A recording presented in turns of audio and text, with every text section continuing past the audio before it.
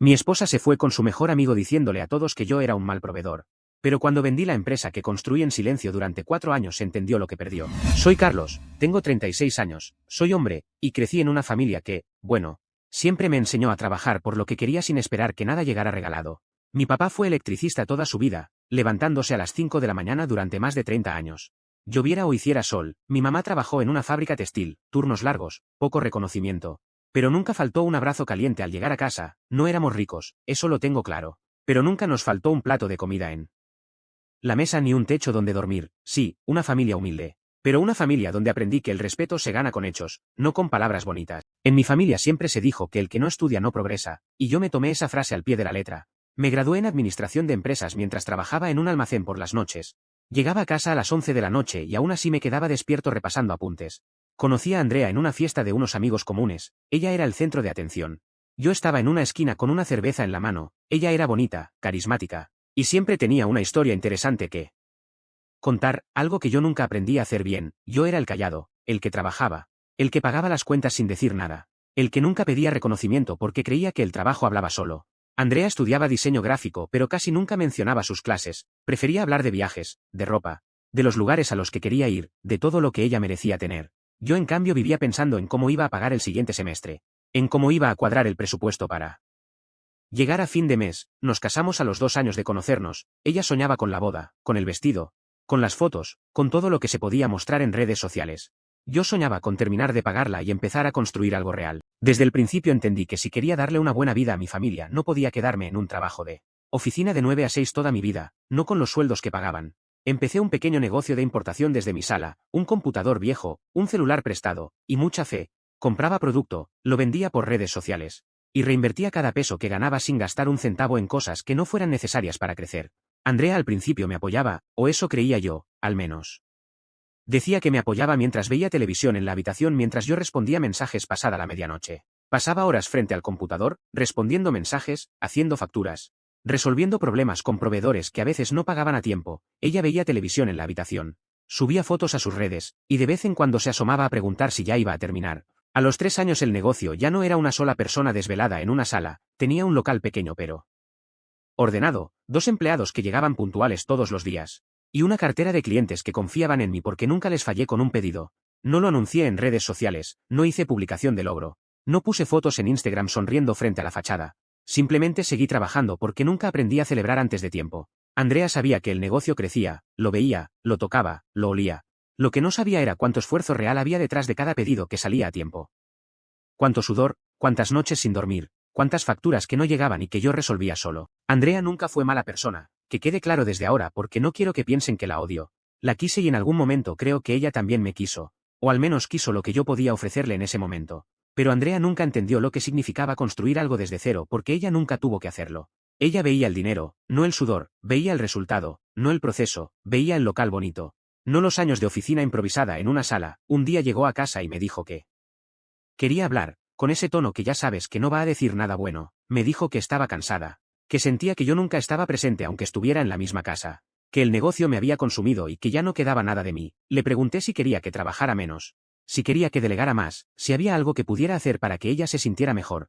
Me dijo que no entendía el punto, que no se trataba de trabajar menos, que se trataba de que ella ya no sentía lo mismo. Me dijo que había conocido a alguien, un amigo de una amiga, que trabajaba en una empresa grande con oficina bonita y viajes pagados, y que ese alguien sí entendía lo que era tener una vida real. Ese alguien era Mateo, su mejor amigo de toda la vida, el que siempre estuvo ahí, el que nunca le pidió que esperara mientras él construía nada porque él ya tenía todo resuelto. No me lo dijo directamente esa noche, eso habría sido demasiado humano, me lo fue soltando por partes. Como quien quita una curita despacio para que duela más, para que cada pedazo de piel se vaya con ella. Primero me dijo que necesitaba espacio, que llevaba meses sintiéndose atrapada, que yo no la escuchaba. Luego me dijo que había hablado con su familia y que todos pensaban que yo no le daba el lugar que merecía, que su mamá siempre dijo que yo no era suficiente para ella. Después me dijo que Mateo siempre había estado ahí para ella, que él sí la escuchaba, que él sí tenía tiempo para ella, que él no llegaba tarde a casa porque no tenía que trabajar hasta tarde. Finalmente me dijo lo que me dijo. Y ahí no hubo curita ni partes. Me dijo que iba a irse con él, que ya había decidido y que no iba a cambiar de opinión, que yo era un mal proveedor porque el dinero no era suficiente, porque la casa no era la que ella quería aunque la habíamos elegido juntos, porque el carro no era nuevo, aunque la llevaba a donde necesitaba, Porque yo siempre estaba pensando en el negocio y nunca en ella, aunque cada peso que ganaba era para que ella no tuviera que trabajar. Le pregunté si estaba segura, si realmente quería cambiar una familia por una idea. Me dijo que sí, sin dudar, sin lágrimas, sin mirarme a los ojos, sin un solo gesto que me dejara pensar que algo de lo que habíamos construido valía algo para ella. Lo que Andrea no calculó en ese momento, mientras decía todo eso con una tranquilidad que me heló la sangre, fue el costo real de lo que me estaba diciendo. 4 años construyendo una empresa desde cero mientras ella dormía plácidamente en la habitación. 4 años de madrugar los sábados para surtir pedidos mientras ella se encontraba con sus amigas a tomar café. 4 años de invertir cada peso de vuelta al negocio mientras ella se preguntaba en voz alta por qué no comprábamos una casa más grande o por qué no viajábamos más seguido, y ella lo estaba dejando como si fuera una decisión sencilla. Como si cambiar de esposo fuera simplemente cambiar de modelo de carro porque el anterior ya no le gustaba el color. Esa semana le conté a mi mamá lo que había pasado, sin filtros, sin tratar de quedar bien. Solo contándole la verdad como la viví. Mi mamá me escuchó completa sin interrumpirme, dejó que soltara todo. Que dijera todas las palabras que tenía guardadas, luego me miró fijo, con esos ojos que han visto demasiado en esta vida, y me dijo algo que no olvidaré mientras viva. Hay personas que se van cuando más las necesitas a su lado, y cuando eso pasa, cuando se van sin mirar atrás. No tienes que rogarles que se queden, no tienes que demostrarles nada. Solo tienes que seguir construyendo lo que tú empezaste sin ellos. No le rogué que se quedara, eso lo decidí esa misma noche antes de dormir. Solo en esa cama que hasta el día anterior había sido de los dos, no con odio, no con venganza, no con ganas de hacerle daño, solo decidí que no iba a mendigar amor donde ya no lo había. Que no iba a poner mi dignidad en la puerta para que ella decidiera si valía la pena o no. Andrea se fue a la semana siguiente, se llevó su ropa, sus cosas, los cuadros que ella eligió, y una versión de la historia donde yo era él. Villano que no le dio lo que merecía, el hombre que antepuso el trabajo a su familia. Yo me quedé en el apartamento vacío con el negocio que había construido con mis propias manos. Con las paredes desnudas donde antes colgaban sus fotos, lo que Andrea no sabía. Lo que nunca le dije mientras estuvo conmigo porque no me gusta presumir lo que aún no está terminado.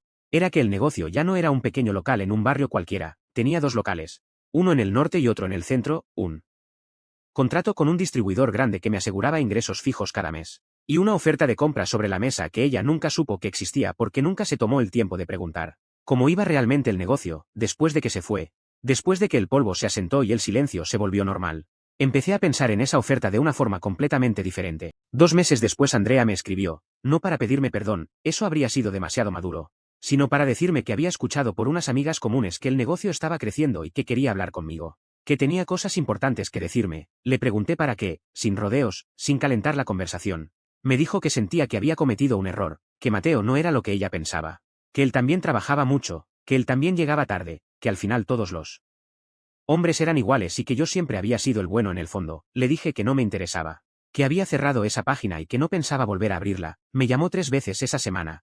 Las 3 veces le colgué sin decir nada más. Cuando me llamó la 4ª vez, viendo que no iba a parar hasta que la escuchara, acepté reunirme con ella en un café del centro. Me dijo que quería volver, que había cambiado, que entendía ahora cuánto valía lo que yo hacía, que quería estar a mi lado para apoyarme como no lo hizo antes. La miré fijo, tomé un sorbo de café, y le dije algo que ella no esperaba escuchar en 1.000.000 de años. Le dije que había aceptado la oferta de compra, que había vendido la empresa, que ya no era dueño de nada de lo que ella creía, que no había negocio al que volver, que no había locales que visitar, que no había contratos que administrar. Silencio, un silencio largo. De esos que se pueden cortar con cuchillo. Me preguntó qué iba a hacer ahora, con un tono que mezclaba confusión y decepción. Le dije que disfrutar de no tener que demostrarle nada a nadie, que descansar, que vivir sin prisas, que hacer todas esas cosas que ella decía que no podía hacer porque el negocio me consumía. Pagué el café, me puse de pie, y me fui sin mirar atrás. Andrea le contó a todas sus amigas que yo había perdido el negocio por no saber administrarlo, que mi terquedad me había llevado a la ruina, que al final ella había tenido razón en irse porque yo no era un hombre de futuro. Nunca dijo que lo vendí. Siempre dijo que lo perdí. A sus amigas les contó una versión donde yo era el fracasado que se quedó sin nada por terco y por malo. El hombre que antepuso su orgullo a su familia y terminó pagando las consecuencias, lo que sus amigas no sabían. Porque Andrea nunca se tomó el trabajo de averiguarlo. Es que la venta había sido por una cantidad que ni ella ni Mateo ni todas sus amigas juntas iban a alcanzar nunca. En sus vidas, lo que ellas no sabían es que yo no había perdido nada, había ganado todo. Y lo que Andrea no esperaba, lo que no le contaron sus amigas porque ellas tampoco lo sabían, es que Mateo, al ver que ella no tenía nada más que ofrecerle, al ver que no había negocio al que regresar, al ver que ella era solo ella sin nada más, empezó a tratarla exactamente igual que ella me trató a mí. La llamé 6 meses después de esa conversación en el café, no por orgullo, no por rencor, solo para saber cómo estaba. Me dijo que estaba buscando trabajo, que Mateo se había ido con otra, que no tenía a dónde ir porque su familia no quería recibirla. Le dije que lamento escucharlo. Con toda honestidad, porque a pesar de todo no le deseo el mal, luego colgué, no le ofrecí nada. No porque no pudiera, porque me sobraba para ayudarla sin que me doliera, no la ayudé porque había aprendido algo en esos meses de soledad y silencio. La generosidad sin límites no es virtud, es una invitación abierta a que te pidan más cada vez. Y yo ya había dado todo lo que tenía que dar. Hoy vivo tranquilo, algo que no podía decir hace 4 años, la empresa se vendió, el dinero está invertido. Y yo trabajo en lo que quiero cuando quiero, sin horarios, sin jefes, sin presión. Andrea sigue buscando a alguien que la mantenga, alguien que le dé la vida que ella cree merecer sin tener que construirla ella misma. Mateo ya no está. Y por lo que sé, ella tampoco está bien. Mis amigas me dicen que fui cruel, que debí tenderle la mano. Que el amor verdadero perdona todo, mis amigos me dicen que fui justo, que ella tomó su decisión y que debe vivir con las consecuencias. Yo solo sé que aprendí algo en todo este proceso que no sabía antes con esta claridad. No todas las personas que se van merecen que las vuelvas a recibir, por más que las hayas querido. Poner un límite no es egoísmo ni es falta de amor. Es la única forma de que el respeto que te debes a ti mismo no dependa de lo que otros piensen de ti o de lo que otros decidan hacer con tu generosidad. Cuéntenme en los comentarios, ¿ustedes le hubieran dado otra oportunidad o hubieran hecho lo mismo que Carlos? La rata revela. Y aquí la verdad siempre sale.